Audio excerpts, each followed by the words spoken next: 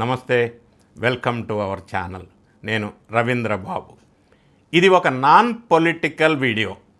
ఒక యథార్థ సంఘటన ఆధారంగా అందులో సబ్జెక్ట్ ఓరియంటెడ్ విశ్లేషణ చేసే ప్రయత్నం చేద్దాం. మనందరం చాలామంది ఎప్పుడూ అనుకుంటూనే ఉంటాం, సహజంగా నన్ను చాలామంది అడుగుతూనే ఉంటారు, చాలామంది మీద నేరాలు ఆరోపించబడుతున్నాయి, కేసులు బుక్ అవుతున్నాయి, జైలుకి వెళ్ళకుండా తప్పించుకు తిరుగుతున్నారు. మరి ఎందుకు justice delayed is justice denied అన్న పదం వినిపిస్తూ ఉంది. ఇప్పుడు ఒక హృదయ విదారకమైన సంఘటన ఈ మధ్య వెలుగులోకి వచ్చింది, వెరీ రీసెంట్లీ. అది గుజరాత్ రాష్ట్రంలో జరిగినటువంటి సంఘటన.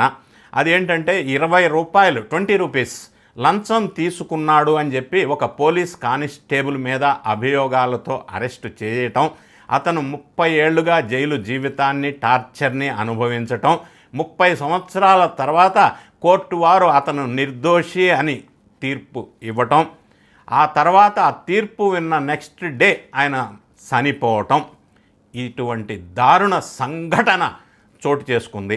సో ఈ సంఘటన నేపథ్యంలో మనం ఏ విధంగా అనిపిస్తుంది, న్యాయ వ్యవస్థలో ఎందుకు ఇలా జరుగుతుంది, ఈ కేసు అసలు ఏంటి విషయం, మరి అటువంటి నేర ఆరోపణలు ఉన్నారు, ఇంతకంటే భారీ ఆరోపణలు ఉన్నారు, మన కళ్ళెదురుగానే ఉన్నారు కదా. మరి చిన్న పోలీస్ కానిస్టేబుల్ 30 సంవత్సరాల జైలు జీవితం ఏంటి, తర్వాత నిర్దోషి అని తీర్పు రావటం ఏంటి, వాట్ ఈజ్ దిస్? ఒక్కసారి విశ్లేషణ చేసే ప్రయత్నం చేద్దాం. ఇతను అంటే 1996 నుంచి 2026 ఈ కేసు మొత్తం పీరియడ్ 30 సంవత్సరాలు పట్టింది ఒక సాధారణ కానిస్టేబుల్ విషయంలో తీర్పు రావటం కోసం. లేటెస్ట్గా హైకోర్టు గుజరాత్ వాళ్ళు 4th ఫిబ్రవరిన ఫైనల్ జడ్జిమెంట్ ఇచ్చారు. బాబుభాయ్ ప్రజాపతి అనే కానిస్టేబుల్ హార్ట్ బ్రేకింగ్ స్టోరీ. మరి ఈ సంఘటన ఇలా ఉంటే, మన కళ్ళెదురుగానే ఆంధ్రప్రదేశ్ మాజీ ముఖ్యమంత్రి జగన్ రెడ్డి గారు అక్రమ ఆస్తుల కేసు 45,000 కోట్లు 13 సంవత్సరాల నుంచి యథేచ్ఛగా ప్రజల్లోనే ఉన్నారు. No jail, only bail.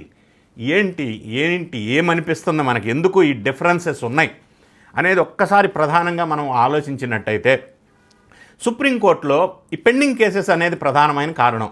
అంటే భారతదేశంలో 5.4 crores ఆఫ్ కేసెస్ పెండింగ్లో ఉన్నాయి వివిధ రకాల కోర్టుల్లో. సుప్రీంకోర్టులోనే 98,828 కేసెస్ పెండింగ్లో ఉన్నాయి. హైకోర్టులో 63 లక్షల కేసులు పెండింగ్ ఉన్నాయి. అదేవిధంగా డిస్టిక్ కోర్ట్స్లో 4 కోట్ల కేసులు పెండింగ్ ఉన్నాయి. జడ్జెస్ వేకెన్సీస్ ఇంకా 4,855 జడ్జెస్ వేకెన్సీస్ ఫిల్ చేయాల్సిన అవసరం ఉంది. సో దీన్ని బట్టి ఇంత లాంగ్ పెండింగ్ కేసెస్ కోర్టుల్లో ఉంటే న్యాయం లేట్ అయితే న్యాయం జరగనట్టు కాదు, జస్టిస్ మర్డర్ అనేది మనకి స్పష్టంగా అర్థమవుతోంది. అదేవిధంగా మరి కానిస్టేబుల్ విషయంలో ఇలా జరిగింది కదా, మన మైండ్లో ఫస్ట్ వచ్చే అంశం ఏంటంటే, మన కళ్ళెదురుగా జగన్ రెడ్డి గారు కావచ్చు, లేదా నీరవ్ మోడీ కావచ్చు, లలిత్ మోడీ కావచ్చు, వీళ్ళంతా భారీ కోట్లాది రూపాయల కుంభకోణం చేసి కేసుల నుంచి బయటపడి విదేశాల్లో యథేచ్ఛగా తిరుగుతున్నారే, లగ్జరీ లైఫ్ అనుభవిస్తున్నారే. మరి అక్కడ వాళ్ళకి వీళ్ళకి ఈ బాబుభాయ్ ప్రజాపతికి ఏంటి విషయం? మరి ఈ విధంగా ఇన్ని సంవత్సరాల తర్వాత జడ్జిమెంట్ వస్తే ఇది article 21 right to life and speedy trial article 21 violation కాదా? దీనికి బాధ్యత ఎవరు? ఎక్కడ, ఏ వ్యవస్థ, ఏ సిస్టమ్, ఎవరు బాధ్యత తీసుకోవాలనేది ప్రధానమైన ప్రశ్న. సుప్రీంకోర్టు వాళ్ళు 1979లో ఒక జడ్జిమెంట్లో స్పీడీ జస్టిస్ అనేది ఫండమెంటల్ రైట్ అని చెప్పారు. మరి ఆ జడ్జిమెంట్ ఫండమెంటల్ రైట్ అయినప్పుడు, తొందరగా స్పీడీ జడ్జిమెంట్ అన్నప్పుడు, మరి ఎందుకు ఈ సంఘటనలు ఎలా జరుగుతున్నాయి? దీన్ని ఎవరు వైలేషన్గా భావించాలా, ఎవరు బాధ్యత తీసుకోవాలా? ఇక లీగల్ ఫ్రేమ్వర్క్ ఒకసారి మనం పరిశీలించినట్టయితే 1996 నవంబర్ 20వ తారీఖు అహ్మదాబాద్ కోర్టు వాళ్ళు బాబుభాయ్ ప్రజాపతి ప్లస్ అతను కానిస్టేబుల్ ప్లస్ 2 సహచరుల మీద ట్రక్ డ్రైవర్ దగ్గర నుంచి 20 రూపాయలు లంచం తీసుకుంటున్నారు అని చెప్పి ఏసీబీ కేసు నమోదైంది. అంటే prevention of corruption act 1988 section 7 అంటే bribe acceptance, and section 13(1) and 13D అంటే అది క్రిమినల్ మిస్కాండక్ట్ కింద కేసు నమోదు చేశారు. ప్రివెన్షన్ ఆఫ్ కరప్షన్ యాక్ట్ కింద కేసు అంటే అది అమౌంట్ చిన్నదా పెద్దదా అనేది కాదు ముఖ్యం, ప్రయారిటీ. కేసు పీసీఏ కింద కనుక నమోదైతే అది చాలా స్ట్రిక్ట్గా కొన్ని ఫాలో అవ్వాల్సి ఉంటుంది. ప్రాసిక్యూషన్ బియాండ్ రీజనబుల్ డౌట్ దాన్ని ప్రూవ్ చేయాల్సిన బాధ్యత ప్రాసిక్యూషన్ మీద ఉంటుంది. అది ప్రధానమైన అంశం. సో లీగల్ వయలేషన్స్ మనం ఒకసారి చూసినట్టయితే 2004లో ఈ సెషన్స్ కోర్టు వాళ్ళు బాబుభాయ్ ప్రజాపతికి 4 సంవత్సరాల జైలు విధించారు. అప్పుడు ఈ కానిస్టేబుల్ బాబుభాయ్ ప్రజాపతి హైకోర్టుకి అప్పీల్ తీసుకున్నారు. అప్పీల్ చేసుకున్న తర్వాత 22 సంవత్సరాల తర్వాత హైకోర్టు జడ్జిమెంట్ ఇచ్చింది. ఈ దుర్ఘటనకి కారణం ఏంటనేది ఒక్కసారి ఆలోచించండి. ఇదంతా మనం ఒకసారి ఆలోచించినట్టయితే ఈ ప్రిజనర్స్ ఇండియాలో మరీ ముఖ్యంగా అండర్ ట్రయల్లో ఉన్నటువంటి వాళ్ళు గ్లోబల్ యావరేజ్ కంటే 33% ఎక్కువ ఉంది ఇండియాలో. ఇది ప్రధానమైన కారణం.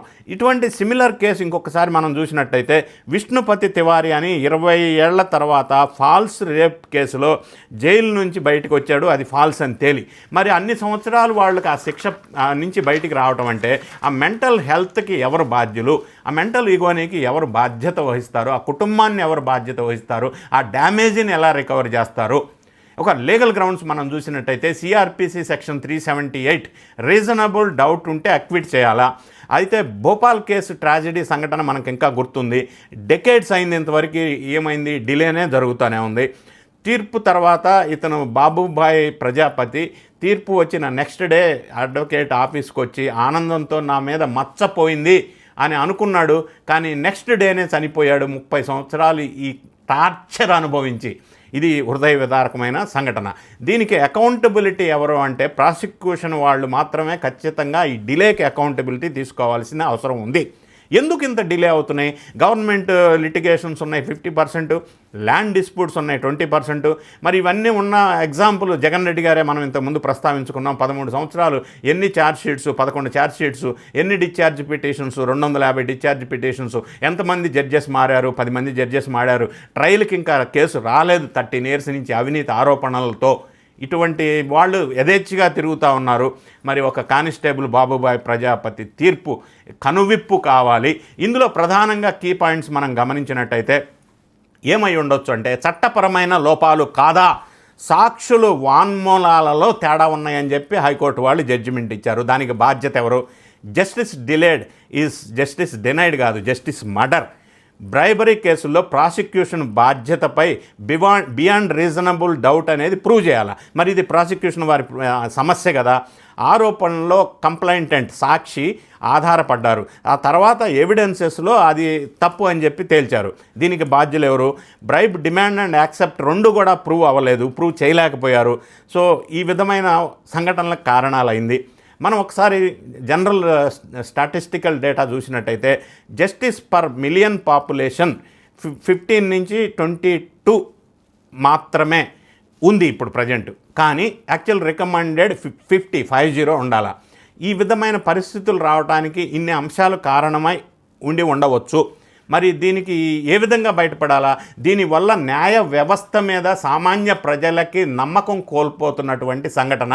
పెద్ద పెద్ద బడా వ్యక్తులు యథేచ్ఛగా తిరుగుతున్నారు, నేరాలు చేసి, దోపిడీలు చేసి, పెద్ద లూటీలు చేసి, అక్రమాస్తులు చేసి విదేశాలకు వెళ్ళిపోయి, మరి ఇటువంటి చిన్న వాళ్ళు ఈ విధమైన బాధ అనుభవిస్తుంటే ఎంత బాధ అనిపిస్తుంది. న్యాయ వ్యవస్థ మీద నమ్మకం కోల్పోయే ప్రమాదం ఏర్పడుతుందనేదే నా ఆవేదన.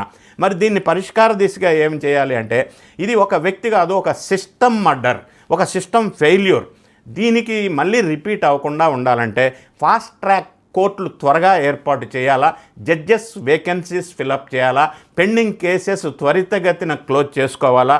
మరి అదేవిధంగా డిజిటల్ రిఫార్మ్స్ రావాల్సిన అవసరం ఉంది, డిజిటల్ మానిటరింగ్ వ్యవస్థ రావాల్సిన అవసరం ఉంది. దాని ద్వారా త్వరితగతిన ఇటువంటి క్లియర్ అవ్వగలిగితే ఇటువంటి పరిస్థితి దుర్ఘటనలు మరి ఇన్ని సంవత్సరాలు టార్చర్ అనుభవించిన తర్వాత నిర్దోషి అని తేలితే ఇంకా దానికి మాటలు లేవు చెప్పడానికి.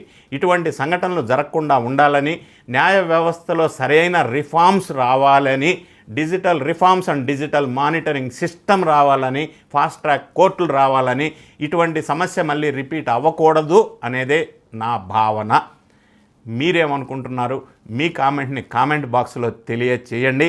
వీడియో నచ్చినట్టయితే లైక్ చేయండి, మీ ఫ్రెండ్స్కి షేర్ చేయండి. Thank you so much for watching.